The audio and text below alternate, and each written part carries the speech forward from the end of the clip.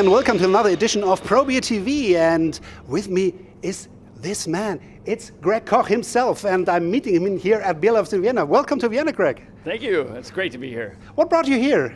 Let's see. Awesome people, great city, and of course beer. Yeah. So talking about your beer, for those of my viewers who haven't heard about this Greg Koch, you are one of the two founders of Stone Brewing. You started your journey 22 years ago.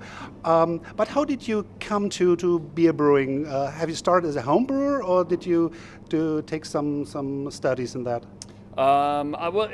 My roots came from becoming a beer geek. So I first discovered there was such a thing as real beer in the United States in 1987, Anchor Steam. And that started my journey, and after several years I just found I was more and more interested in called the microbrews at the time, now craft beer.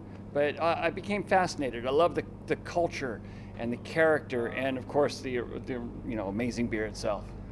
And before we dig deeper into the beer itself, we have some of your cans next to us. And whoops, whoa! What? Let's just Sorry. throw them around. What really sticks out is your design with those strange-looking. Is it an animal, or is it a fantasy something?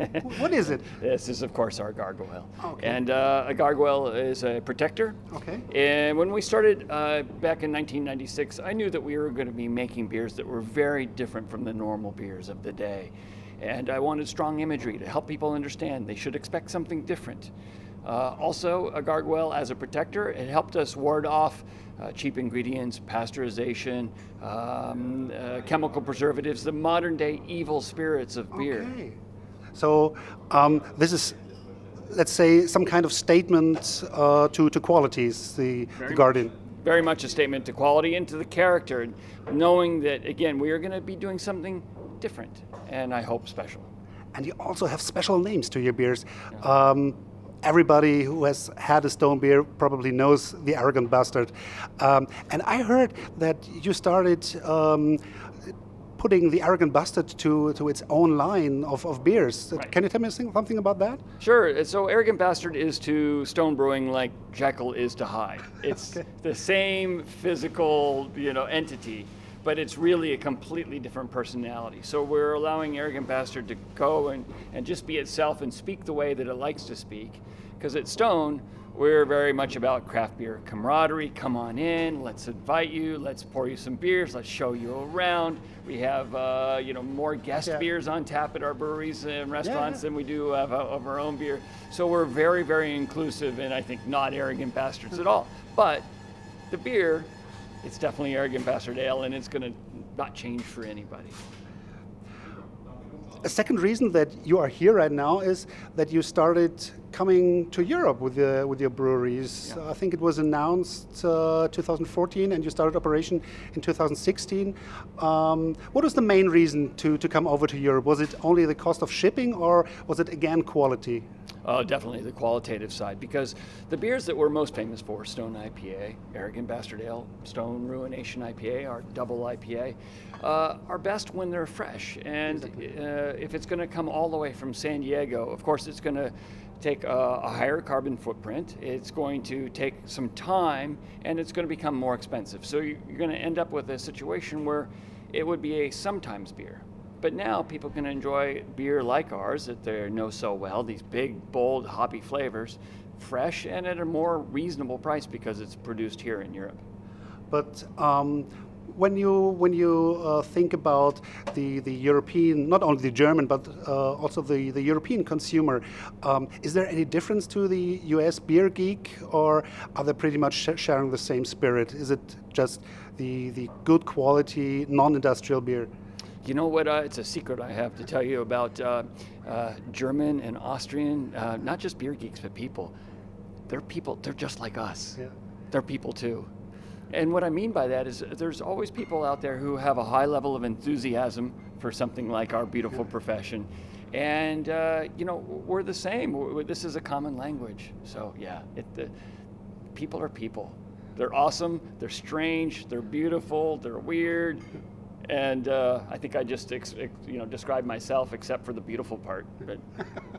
But But have you experienced something you would never have expected in a negative way? Experiencing the European market, has anything surprised you approaching German market, Austrian market? Yeah.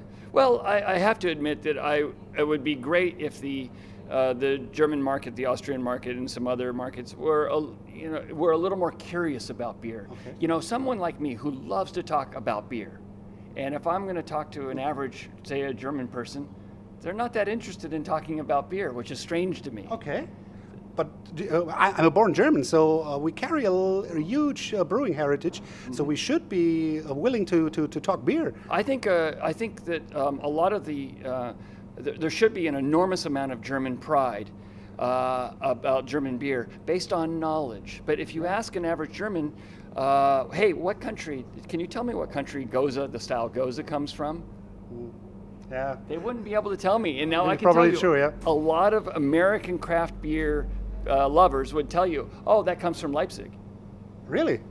Is Goza a common beer style for American microbrewers? I know some are doing them, but I would consider IPAs or the hobby beers being more popular.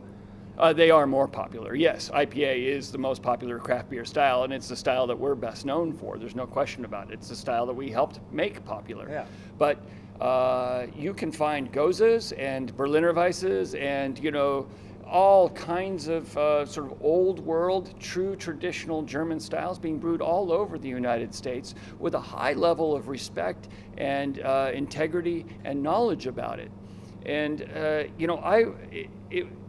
the average German, I wish they could have better access to German traditional beers. But you go into a German store and you find a very limited selection, a number of brands, but not a range of styles. You're going to change that. You're bringing new beers, new beer culture, which I believe some would say, ooh, that's not my kind of style, but okay. I think that's definitely okay. I think it's absolutely okay. So all I would argue for is choice, to give you choice, to give the average beer drinker choice, and not just choice of these as well, yeah. Although I love this stuff, right? But the choice, here's one of the differences in the United States to Germany right now. In the United States, the beer comes to you. You go to your average store, there's a wide selection. Yeah. You go to your average pub or restaurant, there's a wide selection. And in Germany, if you want to discover this level of beer, you have to have vacation time and a car. And you have to travel around, which is a wonderful thing to do, and I would recommend it, by the way, because I've had the opportunity to travel around the country and go to some of the small brewers. But I'd also like to be able to get some of that beer at my local pub. And sure. What's not a beautiful thing? But there's a little bit of that tradition in Germany where if you're in one town and you ask for the beer from the town 20 minutes away, they're like, no, you want that beer, you go over there. And in the US, we're like, oh yeah, that's cool. They just released this new special limited release and we have some, and would you like to try it? And so they know about each other, what they're doing, they're more or less friend. It's camaraderie. Than competition. Competitors. After spending some maybe hours or days in Vienna, have you had the chance to try any of our local brews here? So I just got in yesterday afternoon and I went around to some of the local, just a couple local craft beer spots. I can't claim to be very knowledgeable about the scene just yet, but I did have I'm looking if it was right here, I did have a wonderful Bevog IPA last night. Delicious. Yeah, and this is for sure one of our flagship breweries we have in Austria. Greg, we should change your knowledge about Austrian beer. We're going to drink some beer tonight, some of your beers and maybe some Austrian beers. And thank you very much for joining me, and hope to see you in San Diego this year. Hope to see you guys tonight or at some point, maybe San Diego or Berlin. You're welcome.